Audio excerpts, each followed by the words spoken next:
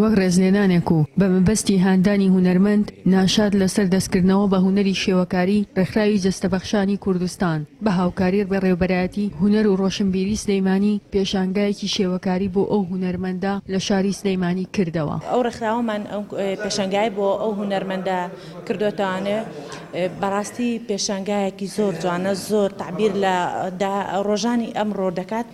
بەڕێوەبەرایەتی هونەر و ڕۆشنبیری سلەیمانیش باز لە گرنگی پێشانگاکەی ئەو هونەرمەندە دەکەن.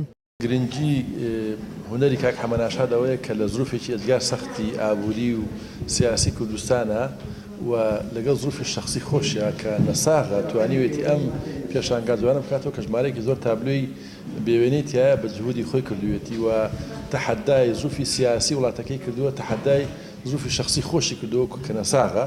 بۆیە ئێمە بۆ پەڕی تەقدیر و تەماشای ئەم هەوڵەی ئەوەکەین کە لە دۆخی ئێستای کوردستان دۆخی شخصی خۆشیە توانێتی هونەرەکەی پێشکەشکە لە کاتێکا زۆر کەسی کە لەم وڵاتە سوودیان وەرگرتووە و هیچ بەرهەمێکیان نەبووە.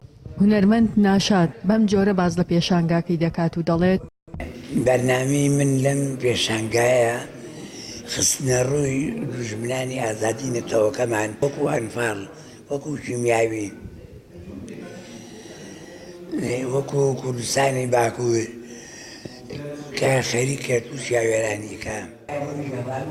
ئەو کەسانی سەردانی پێشانگاکەیان دەکرد بە سەرنجێکی قوڵەوە لە تابلۆکانیان دەڕوانی و بووەجێی سەرنج بۆیان. پێشانگایکی زۆر جوانە، وێنەکانی قسەی لە دڵی خەڵکی کوردستان جەهان لەمانە لە داهاتی خەڵکەکات.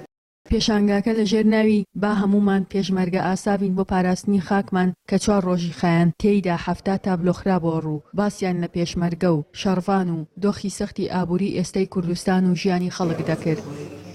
هونەرمەند ناشاد حەسەن یەکێکە لە شێوەکارە دیارەکانی شاری سلەیمانی، خاوەن فڵچەی تایبەتی خۆیەتی و چەندین پێشانگای بۆ کارەکانی لە پێشووتردا کردوتەوە، بەڵام ماوەی ساڵێکە بەهۆی نەخۆشی شێرپەنجەوە لە هونەرەکەی دابڕاوە. ڕێکخراوی جەستەبەخشانی کوردستان و بەڕێوەبەرایەتی هونەری ڕۆشنبیری سلەیمانی وەک ڕێزێک بۆ ئەو هونەرمەندە و هاندانەوە بۆ دەستکردنەوە بە هونەری شێوەکاری کە پێشتر بڕیاری دابوو دوای مردنی سەرجەم ئەندامانی جەستەی ببەخشێت پێشانگاکەیان بۆ کردەوە. ژیار محەممەد، دەنگی ئەمریکا، سلێمانی.